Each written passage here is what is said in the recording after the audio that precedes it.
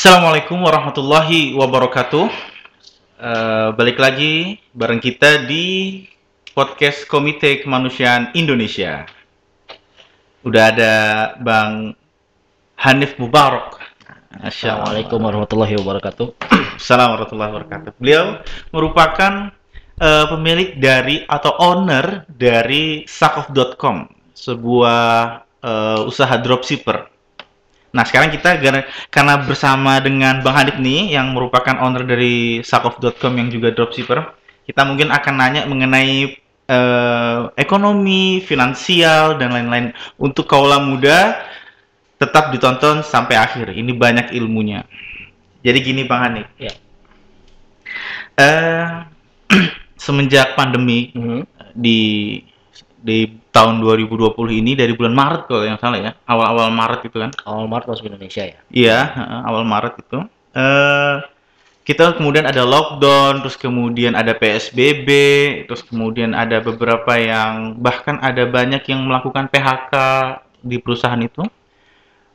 Kira-kira masih ada nggak sih Bang presentase penurunan setelah lockdown kemarin? Kan mungkin kan sekarang udah ada yang pelonggaran dan lain-lain gitu. Iya. Kalau menurut teori yang saya tahu ya, biasanya itu setelah adanya krisis, apalagi setelah adanya hard krisis seperti ini, masa recovery yang paling cepat itu antara 2 atau kalau benar-benar lambat recovery-nya itu sampai ke level, misalnya kita dari level 500. Kita karena krisis kita turun sampai level 200, 100 atau bahkan. Nah, untuk kembali ke level yang sama, itu bisa sampai 10 tahun. Itu kalau krisis yang besar ya, kayak dulu di Amerika itu Great Crisis, atau di teori sih seperti itu ya, di ini. Kalau memang recovery-nya lambat tuh sampai ke level semula itu bisa dia sampai 10 tahun. Tapi kalau kehidupan biasa sih 2 tahun 3 tahun sih harusnya sudah ya. Cuma sampai level dimana dari level jatuh gitu sampai balik lagi ke level itu bisa sampai 10 tahun. Tapi ada kemungkinan, kalau nggak salah ada kemungkinan bahwasannya recovery ini bahkan membutuhkan waktu 2 tahun untuk recovery menuju normal seperti biasanya gitu, bukan secara balik lagi ke Iya, semula. Iya biasanya sih 2 tahun kalau recovery yang normal ya. Kayak dulu pas lagi krisis 2008 itu kan butuh waktu ya kurang lebih 2 tahun lah untuk kembali normal untuk ekonominya ya. Cuma kalau COVID seperti ini kan krisisnya sebenarnya bukan krisis keuangan, bukan krisis ini kan krisis kesehatan ya sebenarnya. Jadi ya kalau selama vaksinnya atau belum bisa ini kan ya kita tidak bisa memprediksi kapan akan selesai. Tapi kalau misal vaksinnya sudah ketemu, sudah isu kesehatannya sudah selesai, hitungan recovery-nya baru kita bisa ukur lah kapan kira-kira bisa ini gitu. Jadi masalahnya harus selesaikan dulu nih kesehatannya. Gitu. Oke. Jadi sebenarnya poin yang bisa kita ambil adalah kita selesaikan dulu kesehatan, baru kita menuju ke yang lain kan. Iya betul. Ini masalah kemanusiaan juga berarti Bang sebenarnya. Betul. Nah, ada nggak sih Bang peluang untuk kenaikan perekonomian pasca era pandemi ini?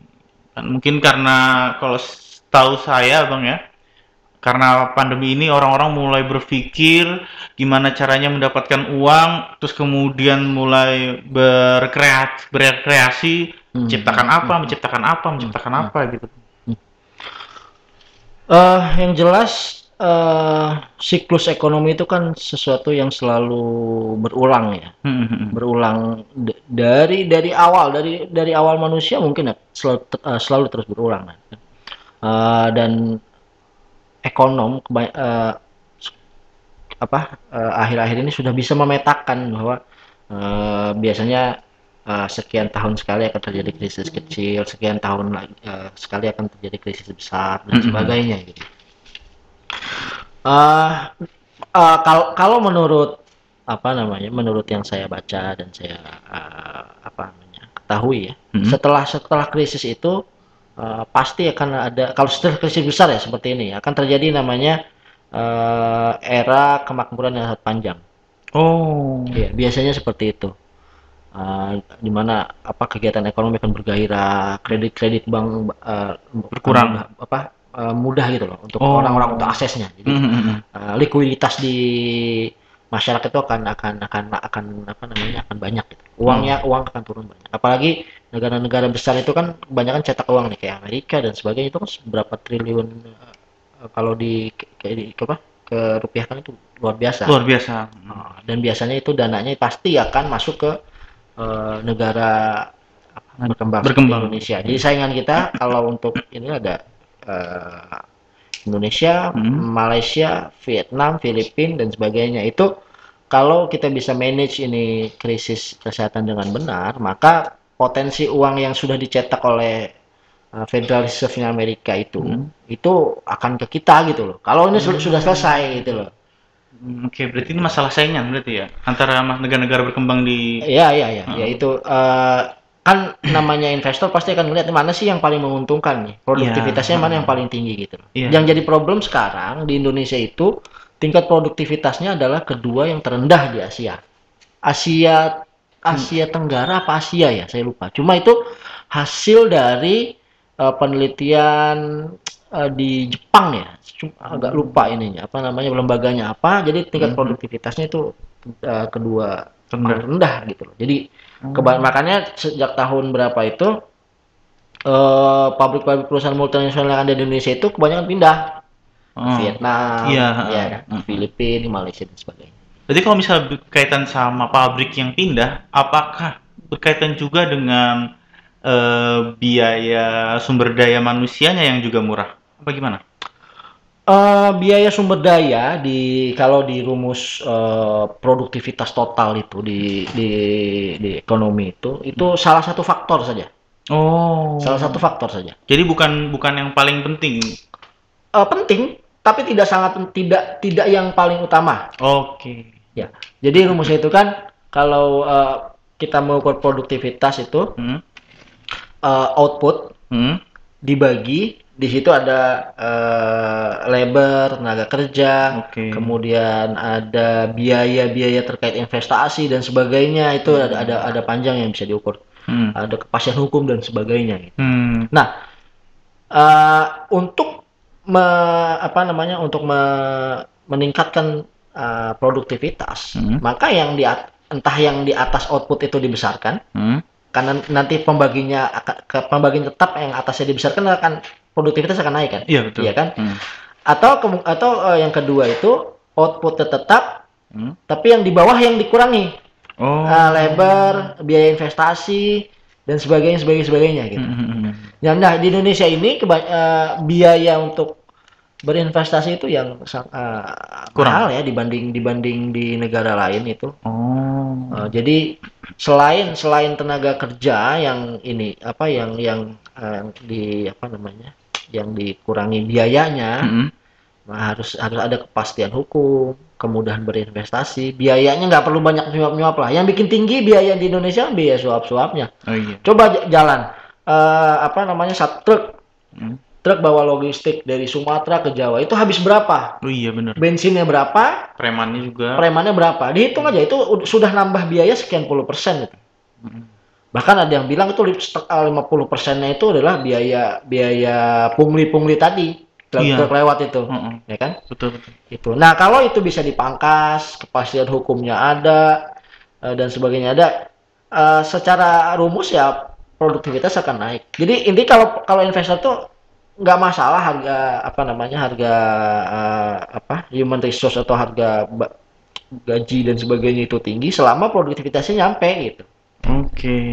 Yang jadi masalah udah harga buruhnya tinggi, kepastian hukum nggak ada, produktivitasnya juga kurang. Produktivitasnya outputnya juga rendah ya. Tentu dari segi produktivitas keseluruhan, produktivitas totalnya itu ya pasti. Makanya pindah. Kebanyakan setahu saya kebanyakan pindah ke Vietnam. Yang lagi booming itu di Vietnam ya pindah ke sana. Jadi kan kalau nggak salah ada salah satunya labor, salah satunya berarti itu kaitannya sama keahlian dari sumber daya manusia itu juga kan, berarti ya? Iya betul. Nah terus kemudian ada masalah investasi nih bang. Nah, karena kita agak sedikit geser ke investasi nih Bang. Ini Yep. sekarang ini mungkin lagi naik daun. Jadi buat teman-teman anak-anak muda zaman sekarang, mungkin sekarang ini adalah waktu yang tepat untuk Anda berinvestasi. Kenapa? Karena kemungkinan-kemungkinan ke depannya itu bisa turun, bisa juga naik, tergantung dengan kondisi Indonesia seperti itu, ya kan Bang? Nah, sekarang ini kita bicara masalah investasi nih Bang. Mungkin saya sempat, mungkin kalau nggak salah kita sempat ngobrol ya Bang, kita bisa bicara masalah emas. Nah, orang-orang bicara itu bahwasannya emas adalah investasi. Yep. Apakah emas adalah investasi atau kalau nggak salah Abang bilang adalah pengikat nilai, Pelindung nilai. pelindung nilai. Yep. Yang naik turun adalah rupiahnya, bukan emasnya. Emasnya segitu-segitu aja. Iya. Jadi gimana tuh Bang?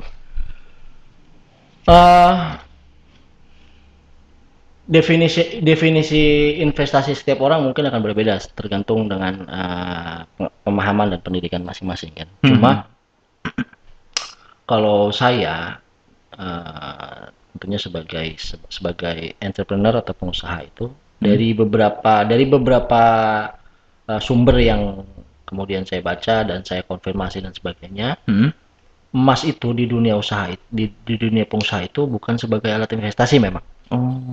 Dia kalau istilah ininya pelindung nilai atau hedging aja. Hedging aja untuk pelindung nilai. Gitu. Karena yang definisi investasi sebenarnya kan ketika kita menaruh sumber daya di instrumen investasi tersebut itu akan berkembang. Iya. Ya kan? Berkembangnya jadi 100, jadi 110, jadi 120 dan sebagainya lah. Nah, yang jadi masalah ketika membeli emas itu kan ketika kita beli, hari itu kita beli nih. Kalau kita jual lagi hari itu kan sudah turun. Iya. Paham nggak? Ya kan? Kan ada harga jual, ada harga beli. Misal harga jualnya 100 lah. Ya kan? Harga hari itu harga jual 100. Oke, kita beli 100. Tiba-tiba kita angkanya nggak jadi nih beli. Kalau kita jual lagi hari itu bisa turun. Langsung turun. Wah, kan harganya harga hari itu kan? Harga hari itu. Ya kan? Harga hari itu beli hari itu langsung turun. Ya kan?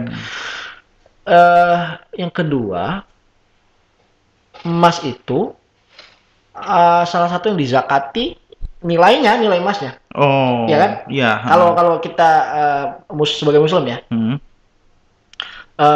Emas itu kan yang dizakati adalah nilai emas keseluruhannya.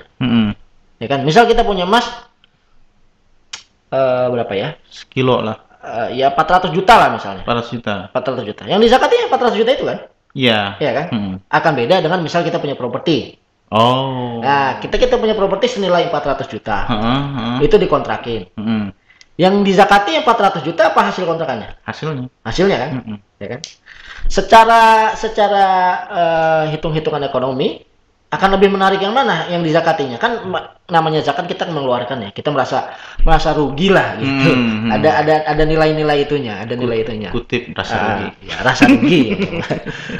Sebenarnya bukan rugi kan, cuma secara manusiawi pengeluaran itu kan kita akan jadi faktor pengurang itu loh, pengurang nilai. Oh, paham. Berarti sebenarnya adalah kaidah dari investasi adalah ketika kita beli ke depannya justru akan lebih berkembang. Iya. Nah, investasi itu ada hasil investasi itu return itu ada dua kategorinya. Pertama dari kalau istilahnya dari capital gain. Oke. Nah, itu dan yang satu itu dari cash flow-nya. Itu hasil investasi. Nah, kalau di saham atau perusahaan, ketika kita beli saham sekian lot, harganya misal 10 juta, setiap tahun akan ada pembagian dividen sekian juta lah. Itu yang dividennya itu jadi cash flow kan, setiap tahun dapat. Nah, capital gain itu akan didapat ketika kita menjual. Sekian tahun kemudian harga sahamnya sudah melonjak karena pertumbuhan perusahaan tersebut kan. Ada dua itu keuntungan yang kita dapat, dari dividen, dari capital gain ketika kita jual sahamnya. Sama kayak rumah. Properti. Kita beli rumah 400 juta. Dikontrakan sekian tahun. Setahun misal dapat 60 juta. Nah, yang bulanan yang tadi kontrakan atau tahunan itu dari cash flow kita. Jadi keuntungan kita dong. Iya. Ya kan setelah dikurangi biaya-biaya itu jadi keuntungan. Kemudian properti tersebut 5 tahun kemudian harganya sudah naik. Nah, itu capital gain. Jadi ada dua keuntungannya. Ya kan? Iya. Nah, kalau emas nggak ada. Jadi cuma capital gain doang. Capital gain doang. Oh, cash flow-nya nggak ada kan? Nah, itu yang membuat saya sampai saat ini mantap bahwa yang investasi itu hanya dua sebenarnya. Hanya yang pertama kita punya perusahaan, kita punya sahamnya. Yang kedua kita punya properti, just it. Cuma dua itu aja yang paling masuk definisi investasi. Walaupun ya tidak menyalahkan yang mau investasi emas ya silahkan, tidak ada masalah gitu. Karena memang menurut sejarah ya emas sebagai pelindung nilai ya aman gitu loh maksudnya secara ini gitu. Oke, berarti kalau muda udah paham ya antar investasi yang dengan capital gain terus kemudian dapat cash flow atau cuma dapat capital gainnya aja. Jadi ada dua tuh. Nah, kita bicara beralih tadi kan untuk teman-teman dari milenial mengenai investasi ya Bang ya. Iya. Kita coba mungkin atau kita bergerak menuju resiko-resiko milenial zaman sekarang. Sempat dengar atau sempat baca lah sebuah artikel itu bahwasannya milenial sekarang itu beresiko tinggi untuk jadi homeless. Bener nggak sih Bang? Pernah baca ya di beberapa artikel itu, kayak di artikel di online itu kan memang harga rumah, apalagi harga rumah di perkotaan ya, di pusat kota itu kan memang kenaikannya itu luar biasa, gila ya. Kenaikannya memang parah lah dibanding dengan pertumbuhan gaji milenial gitu ya. Betul. Dan itu memang menjadi concern bahwa ini milenial ini dari pengamat properti kemudian sebagainya ini kalau tidak ada kebijakan atau langkah-langkah yang diambil serius oleh pemerintah, ini akan menjadi bahaya sebenarnya. Karena kalau tidak ada bantuan dari pemerintah atau tidak ada arahan dari pemerintah terkait rumahan khusus yang dibangun untuk milenial ini, ya secara secara umumnya ya kebanyakan tidak akan bisa ambil rumah sih sebenarnya memang. Nah, makanya dibutuhkan intervensi dari pemerintah ini, karena memang rumah itu kan sebenarnya memang kewajiban pemerintah untuk menyediakan untuk semua orang. Artinya semua orang itu harus punya hak untuk mempunyai tempat tinggal. Betul. Ya kan? Dan itu harus ada intervensi pemerintah. Karena kalau kita serahkan kepada swasta semua, ya harga properti ya akan terus naik karena memang tanah ya segitu-gitu aja, nggak bisa ditambah kan? Nggak bisa tambah. Harga itu pasti akan naik. Ya hukum ekonomi lah. Indonesia semakin banyak penduduknya, pertumbuhan penduduknya gila-gilaan naiknya, tapi tanah Indonesia segitu-segitu aja gitu. Dan itu secara hukum ekonomi pasti akan naiknya luar biasa gitu. Bukan tidak mungkin sekian puluh tahun ke depan harga tanah di Indonesia akan lebih mahal daripada tanah di New York atau tanah di London. Nah, setuju. Ya kan? Itu. Oke deh. Berarti sebenarnya adalah pesannya kalau saya rasa ada intervensi langsung. Iya. Harus ada intervensi dari pemerintah lah. Jangan sampai semuanya diswastakan. Nah, takutnya ada ketimpangan ya. Kita udah paham lah kalau masalah ketimpangan ini juga. Nah, terus kemudian mungkin untuk closing statement nih Bang, untuk kaula muda, kira-kira ada pesan nggak nih Bang? Apakah kita harus berinvestasi ataukah kita harus menggunakan akal kreatif anak-anak muda? Anak muda kan terkenal dengan kreatif ya, dengan lebih ke entrepreneurnya. Oh, satu lagi Bang, mungkin gini Bang, saya sempat juga baca di salah satu artikel bahwasannya kegiatan atau pekerjaan yang baik untuk kaula muda sebenarnya adalah entrepreneur. Karena dia untuk milenial sekarang cepat bosen istilahnya. Nah, beda kalau zaman dulu nih. Kalau zaman dulu PNS nih, di bidang ini. Udah gitu, terus karirnya sampai akhirnya dia jadi direktur misalnya gitu. Dia nggak bosen. Kalau sekarang nih, 2 tahun kerja, keluar. 2 tahun kerja, keluar. Loncat-loncat. Jadi baiknya gimana nih Bang? Eh, yang pertama bahwa anak muda itu pasti akan tua, ya kan?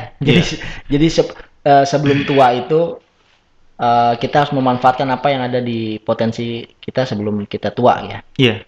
Yang pertama itu harus berani mencoba, mencoba apapun, karena kesempatan kita saat muda itu nggak akan sama ketika kita akan pasti tua gitu. Yang utama adalah kalau kita pengen jadi pengusaha atau apapun ya, rasa ketakutan kita akan lebih tinggi ketika kita sudah tua.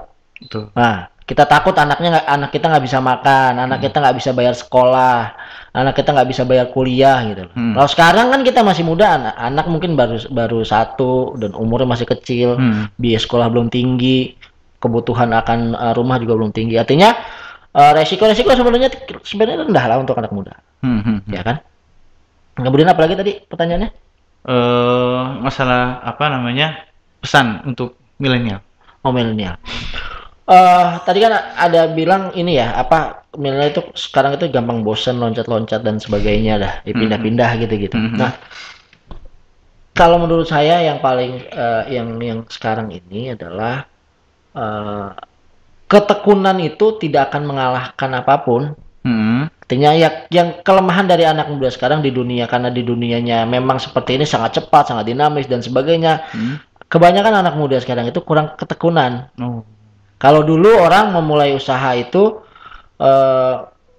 apa namanya, karena memang tidak ada resource yang lain, ya mau nggak mau dia harus di situ. Nah, anak muda sekarang itu peluangnya sangat banyak. Jadi merasa di sini hanya baru setahun belum sukses, sudah pindah. Kalau sudah pindah, kita ulang lagi dari awal. Masalahnya ngulang lagi dari awal. Ngulang lagi dari awal lagi. Nah, tidak ada akumulasi dan sebagainya. Tidak ada masalah kalau pindahnya itu ada bersifatnya kumulatif gitu. Kita tambah-tambah. Kalau pindahnya itu ulang lagi dari nol, itu yang bermasalah. Jadi pindah-pindah tidak ada masalah. Yang penting perpindahan itu kita bersifatnya kumulatif misalnya. Gitu. Jadi memang kita harus tekunnya, tapi tentu tekunnya dulu berbeda. Kalau dulu misalnya ketika kita mau riset apa, kita harus benar-benar datang ke tempatnya, kemudian hitung satu-satu dan sebagainya secara manual. Cuma kan memang kalau di sekarang ini kan, bersyukur kita hidup di zaman sekarang itu kan segalanya bisa cepat dan instan gitu. Jadi kita bisa dapatnya instan. Cuma kalau tidak kita bisa mengelola instan ini ke diri kitanya, nanti kita merasa segalanya harus instan termasuk sukses. Padahal sukses itu rumusnya ya ada tekunnya juga. Ada tekunnya juga. Itu nggak bisa dihilangkan gitu. Kebetulan kan saya juga pemain salah satu olahraga. Iya. Ada bakat sama ada rajin. Iya. Nah, tuh. Kalau orang udah berbakat tapi nggak rajin, terus kemudian ditandingin sama orang yang rajin, dia latihan mulu segala macam, tiba-tiba tanding, ya udah yang menang ya bisa jadi yang orang yang rajin. Karena kaitannya nanti masalah endurance-nya, kaitannya masalah ininya segala macam. Karena memang sebenarnya bakat itu juga bisa diasah sebenarnya, ibarat pisau lah. Iya, kita lihat aja lah Messi sama Ronaldo lah. Ada yang bilang Messi memang bakatnya dari alami, dari lahir. Jadi tanpa latihan berat pun dia akan udah jago gitu. Beda dengan Ronaldo.